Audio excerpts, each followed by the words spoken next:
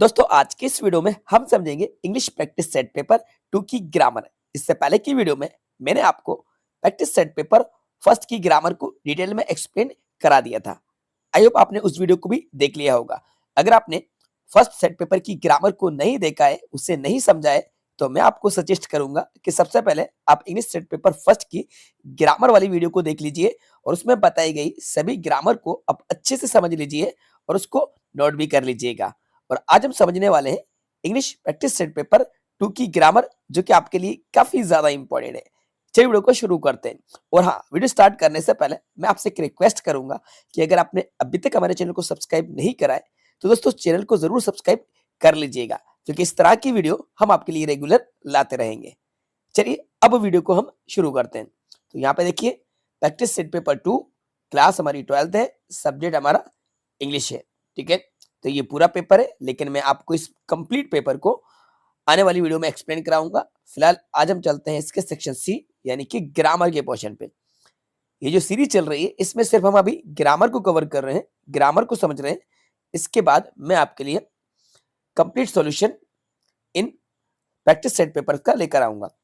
तो हम आ चुके हैं फाइनली ग्रामर के पोर्शन पे। फिर इन द ब्लैंक्स को सबसे पहले कवर करेंगे। तो हमारा फर्स्ट क्वेश्चन है, he blank space my pen in his bag. Option हमारे सामने हाइड, हिड और हिडन। इनमें से करेक्ट आंसर आपको बताना है। आपको भी हमारे साथ में प्रैक्टिस करना है। वीडियो को पॉज करके आप कमेंट बॉक्स में जाकर कमेंट्स करके राइट आंसर अपना बताइएगा।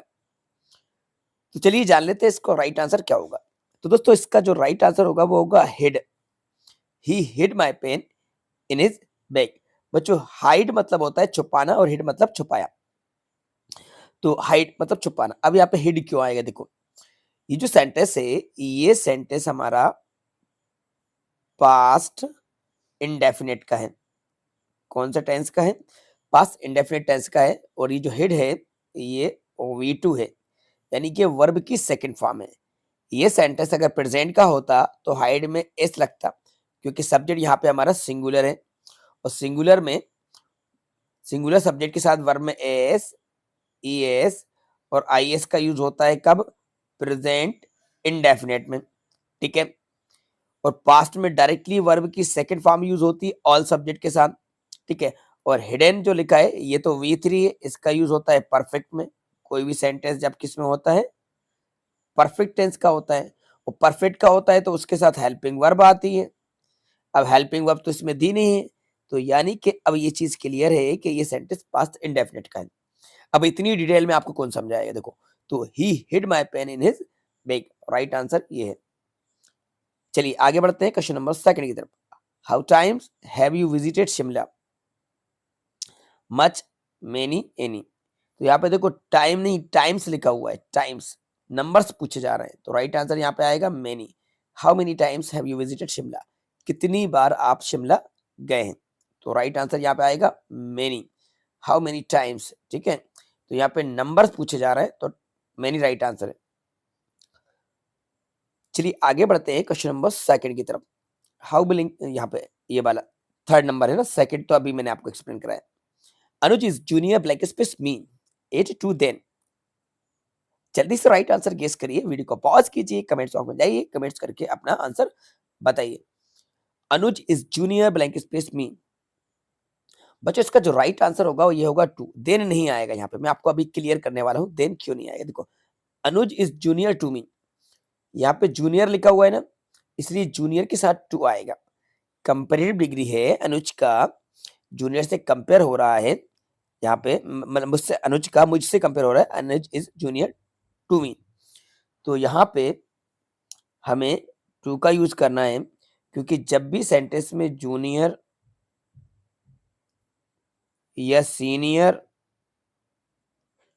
जूनियर, सीनियर, सुपीरियर, इंफीरियर, यानी कि ओ आर आ जाए, है ना, जूनियर, सीनियर, सुपीरियर, इंफीरियर, ये चार वर्ड्स को आप नोट कर लीजिए। ये अगर सेंटेंस में आ जाते हैं तो फिर वहां पे देन को अवॉइड करना होता है और हमें टू लगाना होता है। देन अवॉइड होता है। हाँ, एक वर्ड और आपको बताता हूँ, प्रीफर। प्रीफर इन वर्ड के साथ हमें टू का यूज करना होता है, देन को अवॉइड करना होता है, तो देन नहीं आएगा, यहाँ पे टू आएगा, पॉइंट टू बी नोटेड। इसको नोट कर लीजिए, एग्जाम में आपके बहुत काम आने वाला है ये रूल। क्वेश्चन नंबर 4 है work hard लेस्ट you fail, should would will. काफी ज्यादा इंपॉर्टेंट है बच्चों, ये मोस्ट इंपॉर्टेंट क्वेश्चन है। इस तरह के क्वेश्चन जो हैं ये एग्जाम में पूछे जा रहे हैं, वेरी इंपॉर्टेंट क्वेश्चन है ये, ठीक है। तो यहाँ पे लेस्ट के साथ शुड आएगा, तो राइट आंसर शुड होगा, work hard लेस्ट you should fail. Should बिल्कुल राइट आंसर है। मूव करते हैं क्वेश्चन नंबर 5 की तरफ। Don't walk carelessly you will fall down. Right answer else आएगा, क्योंकि यहाँ पर भी कंडीशन दी जा रही है, डोंट वॉक केयरलेसली एल्स, यानी कहीं ऐसा ना हो, यू विल फॉल डाउन, कि आप गिर जाओगे, अन्यथा। अन्यथा मतलब निकलेगा वैसे इसका। 6 नंबर का है hardly head the chief seen the police he ran away. तो बच्चों हार्डली के हेड के साथ वेन का यूज होता है। हार्डली हेड अगर सेंटेंस में आया है तो इसके साथ वेन आता है, इसको आप नोट कर लीजिए। हार्डली हेड के साथ वेन आता है। ये तो हो गया हमारा फिल इन द ब्लैंक्स। अब हम आगे बढ़ते हैं डू इज डायरेक्टेड पे। तो फर्स्ट क्वेश्चन है हमारा डू इज डायरेक्टेड का, I believe so you have acted wrongly. तो इसका जो राइट आंसर होगा वो होगा I believe that you have acted wrongly. So को हटा के यहाँ पे हमें दैट लगाना है, तो आई believe that you have acted wrongly, ये इसका राइट आंसर होगा, ठीक है। कंबाइन हो जाएगा, फुल स्टॉप हट जाएगा, सो के प्लेस पे दैट लगेगा। Unless I have money I can not buy this car. Rewrite the sentence using if. यहाँ पे इफ का यूज करके दोबारा लिखना है, तो कैसे लिखेंगे देखो, if I do not have any money I can not buy this car. If I do not have any money I can not buy this car, ये राइट आंसर होगा। क्वेश्चन नंबर 3 पे आते हैं। The tea is too hot for him to drink. Rewrite the sentence using so that. So that का हमें use करना है, तो सो दैट का यूज कैसे होगा देखो, the tea is so hot that he can not drink. The tea is so hot that he can not drink, ये राइट आंसर होगा। यानी कि टू को हटाकर सो लगाएंगे और 4 को हटाकर यहाँ पे हम क्या यूज करेंगे, दूसरा सब्जेक्ट यूज करेंगे। तो पहले हम लिखेंगे the tea is so hot that, subject यहाँ पे ही है, तो he can not drink, right answer होगा।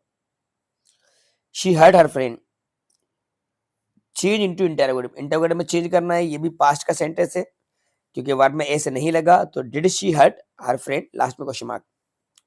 Did she hurt her friend और लास्ट में क्वेश्चन मार्क लगेगा, क्योंकि सेंटेंस हमारा इंटरोगेटिव है। This is the school where I teach, identify the underline clause. हमें ये बताना है कि ये कौन से क्लॉज का है जहां पे अंडरलाइन है, तो ये रिलेटिव क्लॉज या जिसको एडजेक्टिव क्लॉज भी कहा जाता है, तो रिलेटिव और एडजेक्टिव क्लॉज का ये सेंटेंस है, क्योंकि वेयर से कनेक्ट हो रहा है।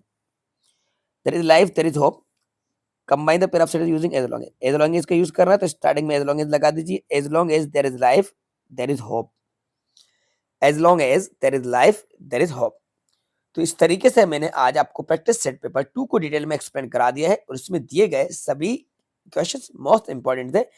इनको आप कभी नोट कर लीजिए और इन सभी को नोट करते जाइए, क्योंकि ये जो सीरीज चल रही है इसमें मोस्ट इंपॉर्टेंट प्रैक्टिस पेपर आपके लिए लेकर आ रहा हूं, तो इन सबको आप नोट करते चलिए, क्योंकि एग्जाम में काफी ज्यादा हेल्प आपको इन क्वेश्चन से मिलने वाली है। ज्यादातर क्वेश्चंस आपके इन्हीं में से आएंगे, रिपीट हो सकते हैं या थोड़ा बहुत चेंज होके ये क्वेश्चन आपके एग्जाम में पूछे जा सकते हैं। तो बच्चों उम्मीद करते हैं कि वीडियो आपको पसंद आई होगी, तो वीडियो को लाइक जरूर कीजिएगा, अपने सभी फ्रेंड्स के साथ ज्यादा शेयर कीजिएगा।